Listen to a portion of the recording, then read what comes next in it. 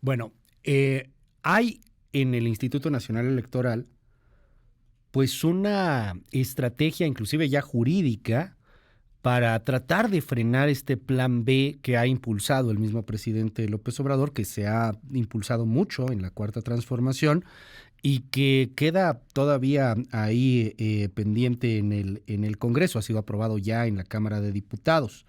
De acuerdo con los consejeros del INE, el plan B podría ser un retroceso en diversas áreas del sistema electoral.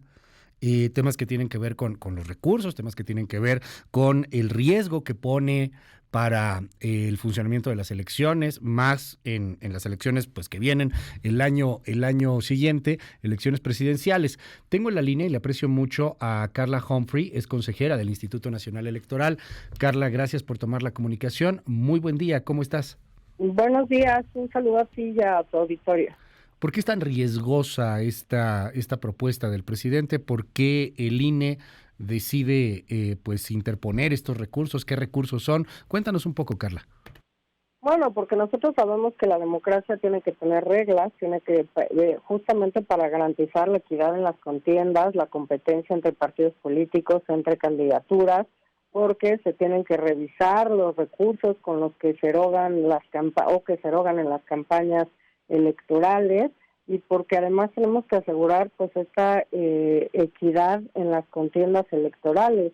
Justo por eso, pues ayer presentamos este informe ante el Consejo General, un análisis pues muy minucioso y detallado de la reforma, de los riesgos que implica a la institución, y no solamente a la institución, a los derechos políticos y electorales de las y los ciudadanos. Y bueno, entre otras cosas, todas y cada uno de los consejeros pues solicitamos al presidente que instruyera al secretario ejecutivo para detonar todas las vías jurídicas a nuestro alcance, justamente para impugnar o para, mostrando obviamente lo que nosotros encontramos como inconsistencias, inconstitucionalidades o propuestas que son claramente inconstitucionales.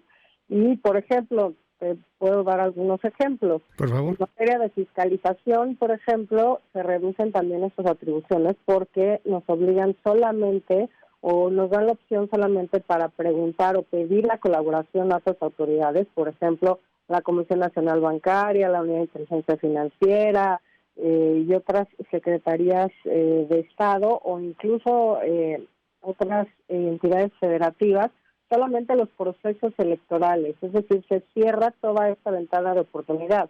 En este ejemplo, olvidemos, por ejemplo, casos como Pemex Gate o como Amigos de Fox, que fueron casos que se tuvieron que investigar 2-3 años para llegar a tener las pruebas para vencer los secretos ministeriales, bancarios, etcétera, que en ese momento se oponían a que la autoridad llegara a esos datos.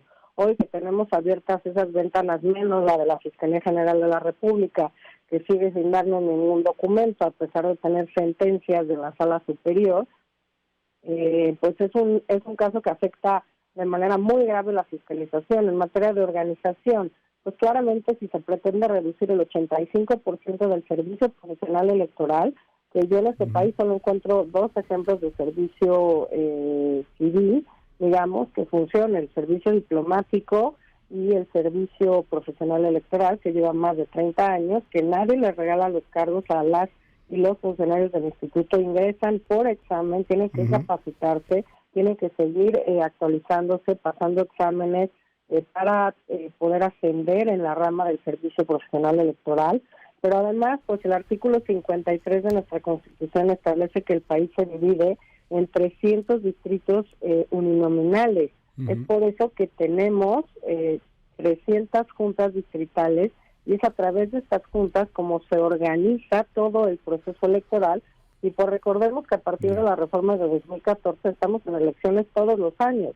Tuvimos en elecciones el 21, las elecciones más grandes de la historia, tuvimos que instalar 162,000 casillas. El año pasado tuvimos la revocación de mandatos, 6 elecciones y además las extraordinarias que se derivan de eso. Hoy, por ejemplo, este año tenemos 3, Coahuila, el Estado de México y además Tamaulipas, que tenemos funciones muy claras dentro de los procesos electorales a nivel local. Además, pues se obliga a con el argumento de austeridad, de poner las oficinas de los módulos de atención ciudadana en las oficinas gubernamentales. Okay. Creo que esto nos lleva por lo menos a los años 70. Yo no veo a la ciudadanía yendo a una oficina gubernamental a entregar todos sus datos personales para conformar el padrón electoral y que tengan seguridad de que estos datos van a ser protegidos. Yeah. Pero además violenta otra de las atribuciones del INE, que establece que solamente el INE puede conformar y actualizar el padrón electoral, dejando en otras dependencias del Ejecutivo la posibilidad de revisar este padrón electoral. También pues es un tema que afecta gravemente la certeza el que se pueda incorporar al listado nominal en el extranjero y se pueda votar en el extranjero con pasaporte y con matrícula consular, cuando el único documento, según la propia Constitución, que habilita para votar es la credencial para votar. Pero además la credencial es gratuita, el pasaporte y la matrícula consular tampoco no son gratuitos. Sí, tienen costo. Y en nuestro país, se credencializa dentro y también en el extranjero de forma gratuita. Ya. Dime algo, esto está en discusión, entiendo, en el Congreso. O sea, el año pasado ahí nos quedamos, pasó en diputados, pasó en Senado, hubo modificaciones y bueno, ahí se paró el reloj legislativo, se fue de vacaciones todo el mundo y entiendo que seguirá discutiéndose, pues ya a partir de los siguientes días, otra vez en el Congreso, reiniciando el periodo ordinario de sesiones. Pero te quiero preguntar, Carla Humphrey, ¿qué recursos jurídicos quieren poner? Porque, o sea, todavía no está aprobado, o sí ya está aprobado, o es para que no se apruebe. Como que hay muchas dudas al respecto de este tema, de este camino jurídico al cual quieran entrar.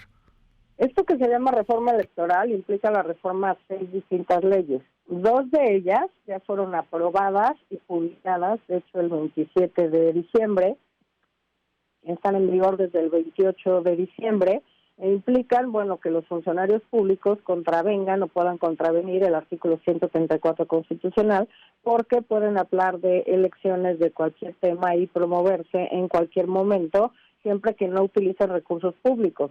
Eso es evidente, la Constitución dice, pero dice claramente que los funcionarios no pueden interferir en las campañas electorales, ni a favor ni en contra de ningún partido o candidatura. Pero además de esto, estas 2 primeras leyes ya fueron objeto de una acción de inconstitucionalidad por parte de partidos políticos. Nosotros tenemos a nuestro alcance la controversia constitucional que tiene otros plazos y que presentaremos la semana que entra contra estas 2 leyes que ya fueron aprobadas y publicadas.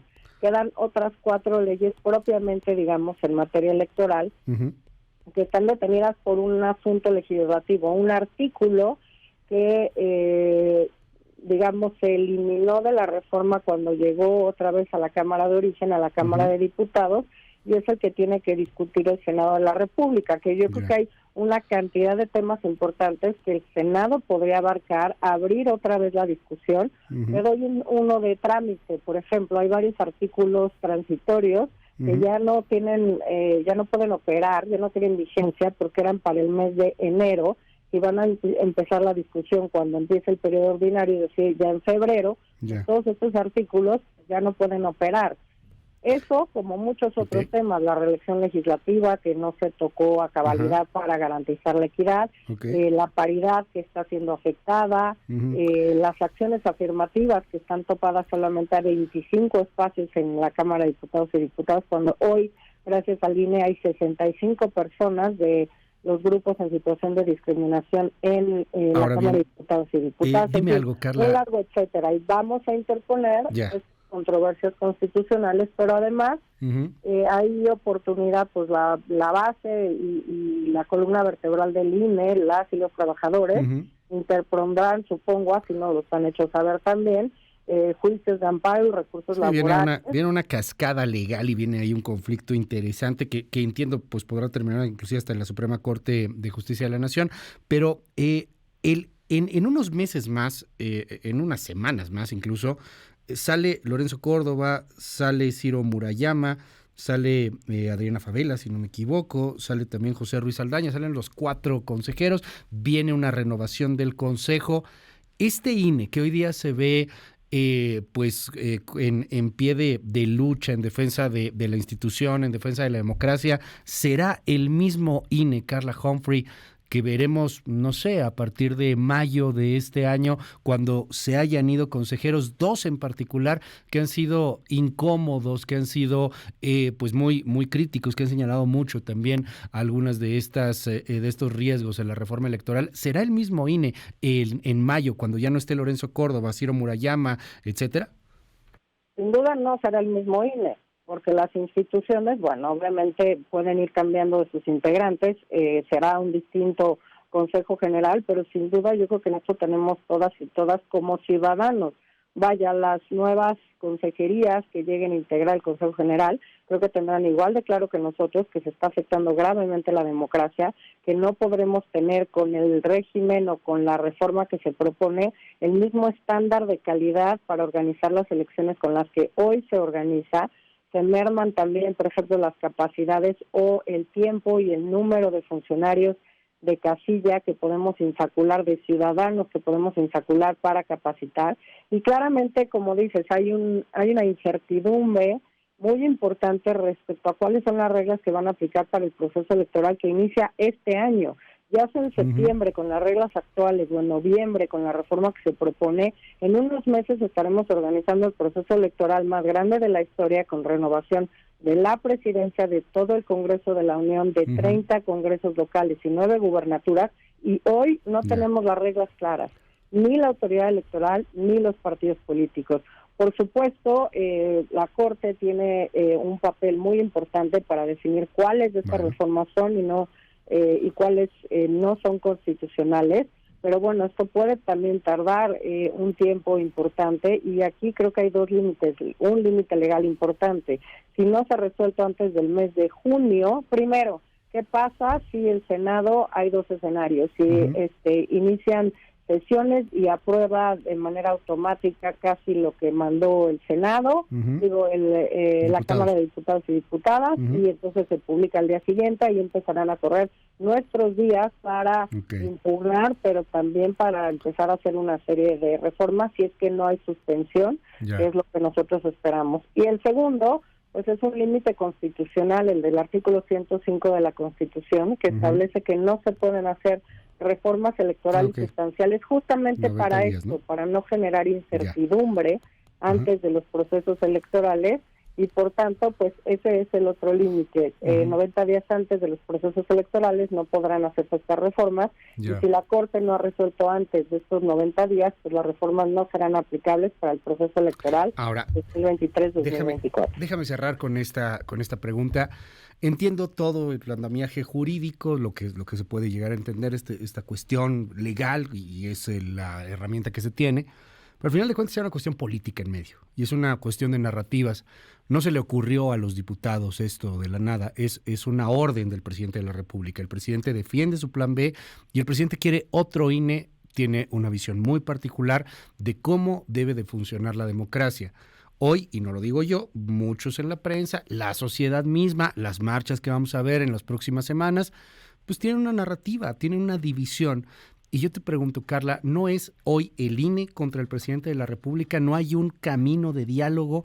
Porque hoy de pronto parecen las antípodas, parece que no habrá un camino en común, que no se puede encontrar un justo medio. El presidente no quiere el INE que hay, y ustedes en el INE dicen, el INE que está proponiendo el presidente es un riesgo brutal para la democracia. ¿Hay justo medio en esto? Yo creo que estamos en un proceso de polarización importante y que daña a todo el país. No daña al INE y no daña a la ciudadanía, daña a todo, más bien daña al INE, daña a la ciudadanía, daña a los partidos políticos, daña a la credibilidad que tienen hacia pues las y los ciudadanos. Y creo que podrían encontrarse, por supuesto, siempre soluciones intermedias. Siempre lo he dicho, todas las autoridades son perfectibles, todas perfectibles. Sin embargo, pues hay que hacerlo con un análisis minucioso y adecuado de la norma y las consecuencias. ¿Qué es lo que se quería lograr y cómo se quiere lograr? Siempre he propuesto, por ejemplo, el voto electrónico, obviamente el tema de acciones afirmativas. Hay temas claramente para ser más austeros al Instituto Nacional Electoral, hay temas para recortar los procesos electorales. Sin embargo, se dice que el INE es claro, la reforma no plantea, por ejemplo, la disminución de recursos a los partidos políticos, no plantea, por ejemplo, mayores herramientas en materia de fiscalización, justamente para evitar equidad en las contiendas, dinero del crimen organizado, recursos públicos, que es difícil ver el origen de este tipo de recursos, dinero, por ejemplo, de empresas fachada. Hay una cantidad de cosas que no se tocaron en la reforma que se podrían haber tocado. Y otro riesgo importante que creo que es algo que políticamente se podía haber resuelto es que claramente aplicar una reforma o instrumentar una reforma de este calado de cara a una reforma, a una elección presidencial, es un riesgo importante. Todas las reformas que hemos tenido antes, porque también decir que el INE no se ha reformado, pues es claramente falso. Ha habido cualquier cantidad de reformas en estos 32 años. 2007, por supuesto, 90, 96, 2007, que hace que los partidos políticos ya no puedan comprar espacios en radio y televisión. 2014, que nacionaliza la función electoral, es decir, el IFE y el INE han pasado una serie de procesos y se renuevan todos los días porque estamos buscando cómo hacer mejor las cosas todos los días. Pero hacerlo de cara a una elección presidencial, siempre se habían hecho estas reformas para aprobarse en elecciones intermedias y no en una elección presidencial. Y yo creo que esto no abona a la certeza con la que tienen que organizarse los procesos electorales y obviamente merma la autonomía. Te aprecio muchísimo que nos hayas tomado estos minutos aquí en MBS. Carla Humphries, consejera del Instituto Nacional Electoral, y estamos al habla si nos permites. Gracias. Claro que sí, con mucho gusto. Buen día.